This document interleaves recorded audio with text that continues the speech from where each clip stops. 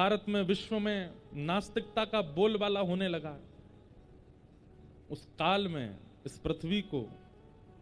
पृथ्वी की वैदिक रक्षा के लिए, भक्ति की रक्षा के लिए स्वयं शिव, स्वयं शंकर ही आद्य गुरु शंकराचार्य के रूप में प्रकट हुए और प्रकट होकर के हमारे वैदिक शास्त्रों को, हमारे धर्म को, हमारे सनातन को सुरक्षित किया, हमारे देवी देवताओं को, हमारे इष्टों को, हमारे धामों को पुनर्स्थापित किया।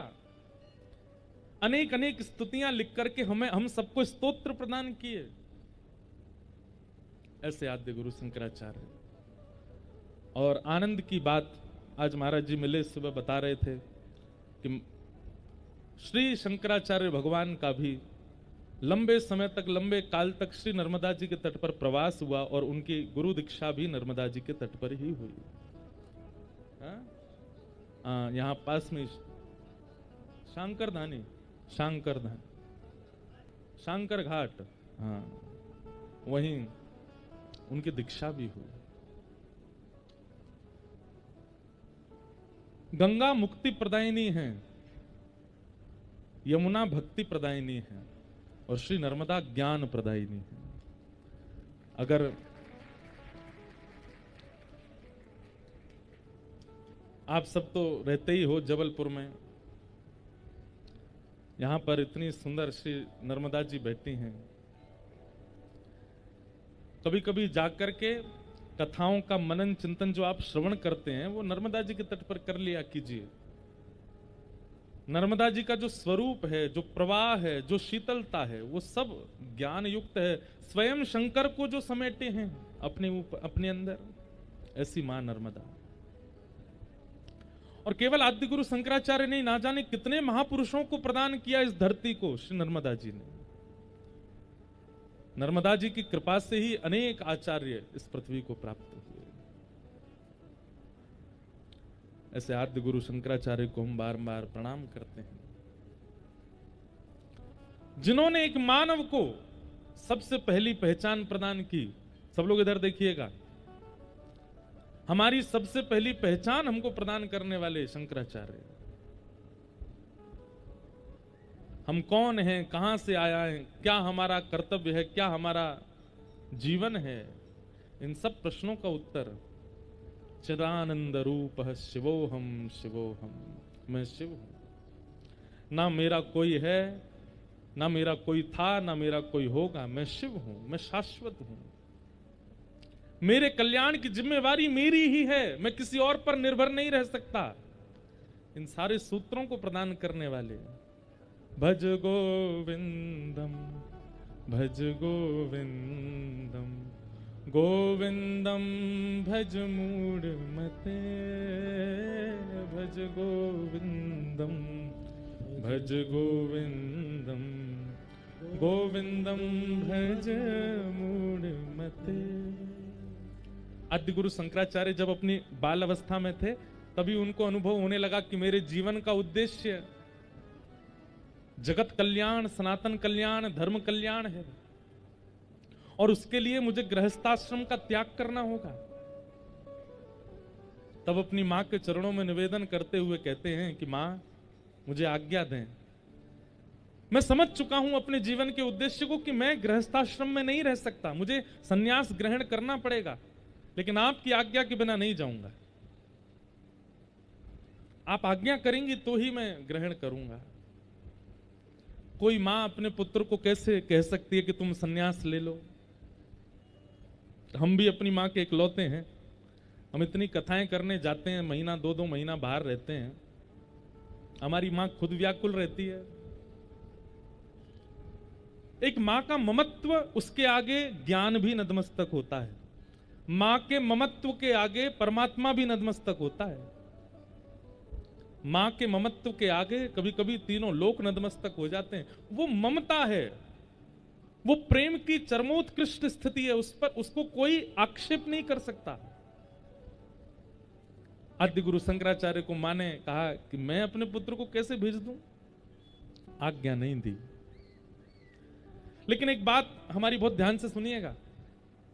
कई बालक आते हैं हमारे पास, वो हमसे कहते हैं हमारे माता पिता कथा में नहीं आने देते, हमारे माता पिता हमको वृंदावन नहीं जाने देते, हमारे माता पिता ऐसा कहते हैं, ऐसा कहते हैं। हमको एक बात समझ आती है आद्य गुरु शंकराचार्य जी की कथा से, अगर आपका उद्देश्य शुद्ध होगा, अगर आपकी स्थिति शुद्ध है, अगर आपका विचार शुद्ध है अपनी कर्तव्य के प्रति, तो पूरी प्रकृति लग जाएगी आपको वह स्थिति दिलाने में, भले ही माता पिता आज्ञा ना दे रहे हों।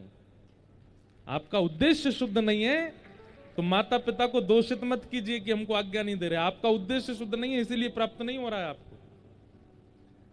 और वो कैसे घटा? मां ने मना कर दिया कि नहीं, सन्यास नहीं लेना है, तो ठीक है मां, जैसी आपकी आज्ञा। दोबारा जिद नहीं की मां से। एक दिन मां के साथ स्नान करने के लिए नदी में गए तो एक मगरमच्छ आया और आकर के बालक शंकराचार्य के पैर पकड़ लिया और पकड़ करके भीतर ले जाने लगा। तो उन्होंने एक बार घोष किया, मां बचाओ। अब तो मां ने प्रयास किया, लोगों को बुलाने लगी, जल्दी आओ जल्दी आओ, बचाओ बचाओ बचाओ।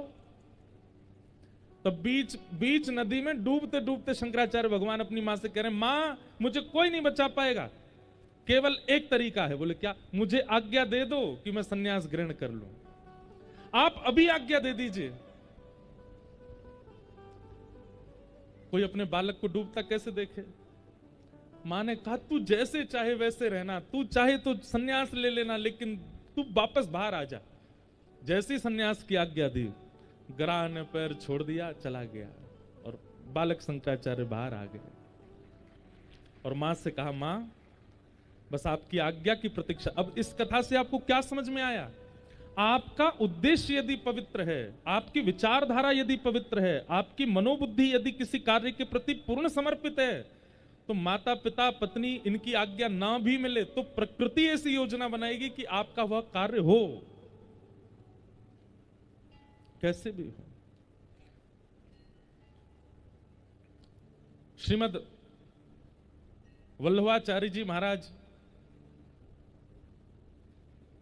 गृह त्याग का भाव रख रहे थे, लेकिन पत्नी से आज्ञा ले रहे थे कि आप कहो तो मैं जाऊं। पत्नी ने नहीं कहा, आज्ञा नहीं दी। तो जब तक पत्नी नहीं कहे कैसे जाऊं मैं? पत्नी कहेगी तो ही जाएंगे। और गृहस्थी का ये नियम है कि अगर उसको गृहस्थाश्रम के बाद संन्यास लेना है तो पत्नी की आज्ञा लेनी होगी, और विवाह से पहले संन्यास चाहिए तो माता पिता की आज्ञा लेनी होगी।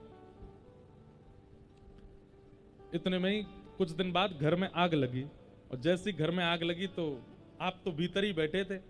इतने में पत्नी जोर से चिल्ला के बोली, जल्दी घर से निकल जाओ। जैसे ही ये बात सुनी, बोले बस यही आज्ञा ही तो चाह रहा था मैं आपसे, आपने आज्ञा दे दी, अब जा रहे हैं।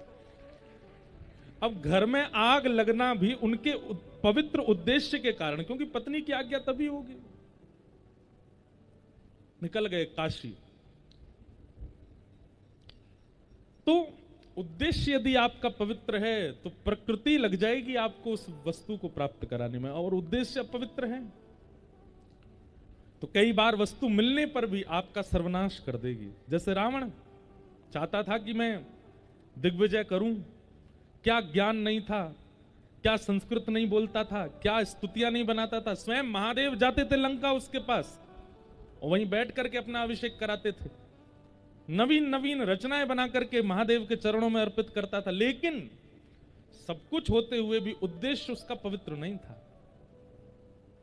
मिली तो सब वस्तु जो जो वो चाहता था, लेकिन उसका परिणाम आज तक भोग रहा है रावण। आज तक जलाया जाता उसके स्वरूप को।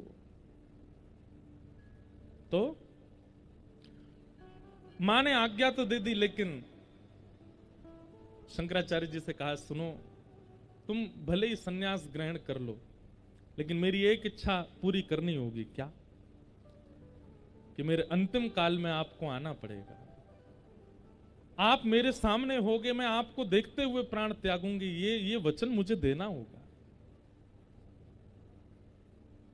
आज भी हमारे शास्त्रों में नियम है कि अगर त्रिदंड भी आपने धारण किया है, आप किसी के सामने नहीं झुकेंगे, लेकिन अगर परम विरक्त हो चुके हैं, सन्यास धारण कर लिया, त्रिदंड हाथ में ले लिया है, आप मंच पर बैठ करके वैदिक भावों का प्रवचन कर रहे हैं, और उसी समय यदि आपकी मां प्रवचन में आ जाए और उनको यदि आपने सर झुकाकर हाथ जोड़ के प्रणाम नहीं किया तो आपको अपराध लगेगा। क्योंकि जन्मदात्री मां है। चाहे सन्यास हो विरक्त, तो वैसे तो अधिकार, ऐसे अनुमति तो नहीं है कि सन्यास के बाद मां पिता के समीप उस भाव से रहा जाए, लेकिन फिर भी मां की सेवा का अधिकार तो है, मां को सेवा तो कर सकते हैं। तो शंकराचार्य जी ने कह दिया ठीक है मां, और अपनी मां के अंतिम समय गए हैं, उनको दर्शन दिया।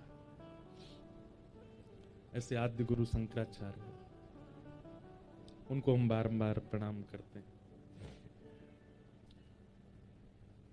साथ ही आज शेषावतार श्री रामानुज स्वामी जी महाराज का भी मंगल दिवस है। जिस श्री वैष्णव परंपरा में हम दीक्षित हैं, जिनकी कृपा से श्रीमन नारायण भगवान की सेवा, अर्चना, वंदना सबका सौभाग्य हमें प्राप्त है। दक्षिण में 4 संबंध हैं भगवान नारायण के रामानुजाचार्य जी से, पिता, पुत्र, गुरु और शिष्य। रामानुजाचार्य जी को ठाकुर जी गुरु भाव से भी देखते हैं, शिष्य भाव से भी देखते हैं, पिता भाव से भी देखते हैं, पुत्र भाव से भी देखते हैं। श्री तिरुपति बालाजी नाम सुना सबने। श्री तिरुपति बालाजी के जो ठाकुर जी हैं, वो रामानुजाचार्य जी को अपना गुरु मानते हैं। ठाकुर जी गुरु मानते हैं रामानुजाचार्य जी को। श्री वरदराज भगवान वो रामानुजाचार्य जी को अपना शिष्य मानते हैं। यहां पे भगवान गुरु हैं और रामानुजाचार्य जी शिष्य हैं।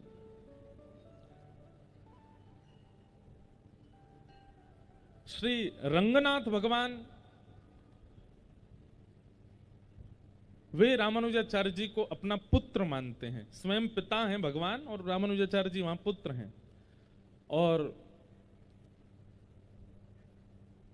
संपत कुमार भगवान, बेंगलोर के पास में एक स्थान है, वो ठाकुर जी रामानुजाचार्य जी को अपना पिता मानते हैं, स्वयं उनके पुत्र हैं। ठाकुर के तोहे मोहे नाते अनेक मानिए जो भावे, अनेक नाते हैं ठाकुर जी के रामानुजाचार्य जी से। ऐसे शेषावतार श्री रामानुज स्वामी जी को हम बारंबार प्रणाम करते हैं, वंदन करते हैं। और भैया हमारे ब्रज के सूरदास, जो सूरदास अपने पदों में कहते हैं, आहा,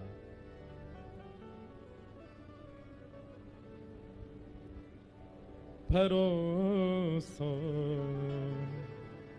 दृढ़ चरणन केरो, भरोसो दृढ़ चरणन केरो। श्री वल्लभ नख चंद्र छटा बिन, श्री वल्लभ नख चंद्र छटा बिन, सब जग माही अंधेरो,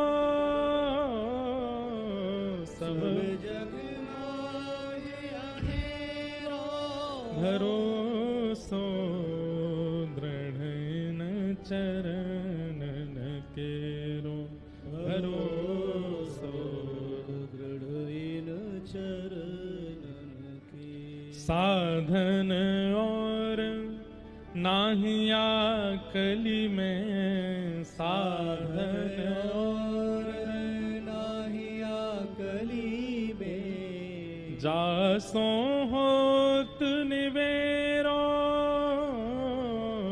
जासो होत निवेरो।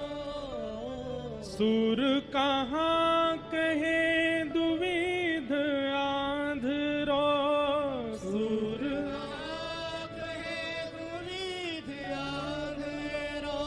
सूर कहाँ कहे दुविध आंधरो, सूर कहाँ कहे दुविध आंधरो। बिना मोल को चेरो, बिना मोल को चेरो, भरोसो चरणन केरो भरोसो। सूरदास, दो नेत्र नहीं है उनके, लेकिन बिना नेत्रों के भी ठाकुर जी के उस स्वरूप का दर्शन करते हैं जो नेत्र वाले भी नहीं कर सकते।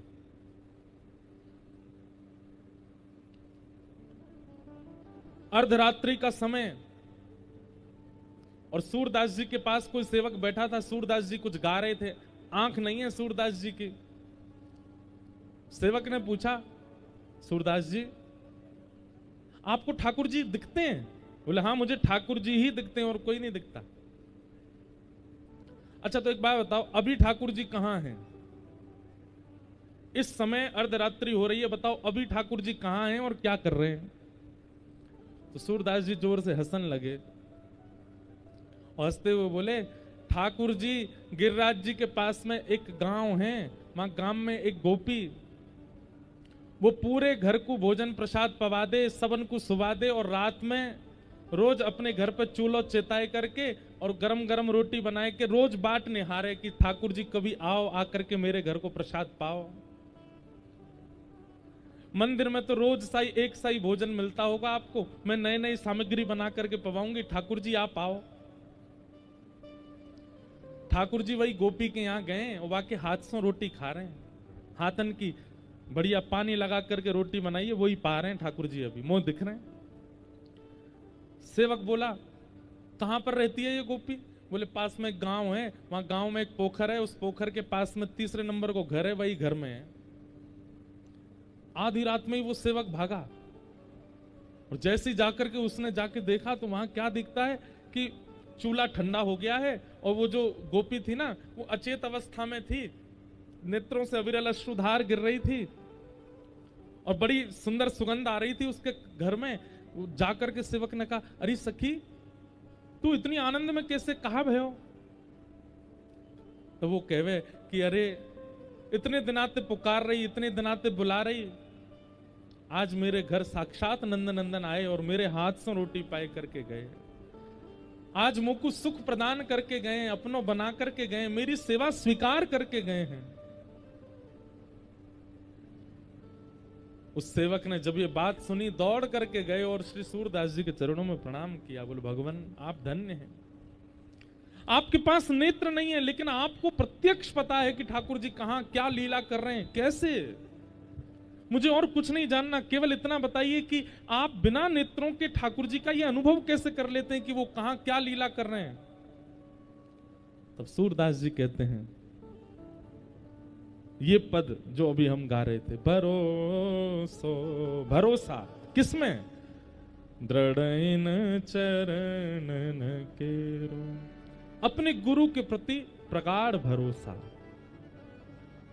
गुरु के प्रति अखंड भरोसा, गुरु आज्ञा के प्रति अविचल विश्वास, उसका यह प्रमाण है कि मैं नेत्र ना होते हुए भी ठाकुर जी की लीला का अनुभव कर लेता हूं, दर्शन कर लेता हूं।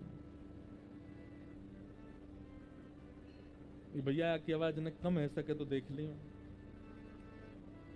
भरोसो दृढ़ चरणन केरो। तो ऐसे पावन दिवस पर हम लोग आज कथा श्रवण कर रहे हैं, ये हमारा परम सौभाग्य है।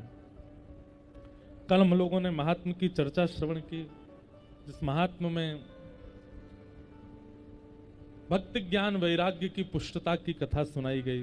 साथ ही आत्मदेव ब्राह्मण के यहाँ कैसे एक बालक ने दुष्टता को प्राप्त किया और श्रीमद् भागवत की कथा से ही उनकी प्रेत योनि से निवृत्ति हुई। इस प्रकार महात्म महत्व सुनाया गया भागवत जी का। आज से प्रथम स्कंद की कथा प्रारंभ है, सब लोग ध्यान से श्रवण करें। ओम नमो भगवते वासुदेवाय।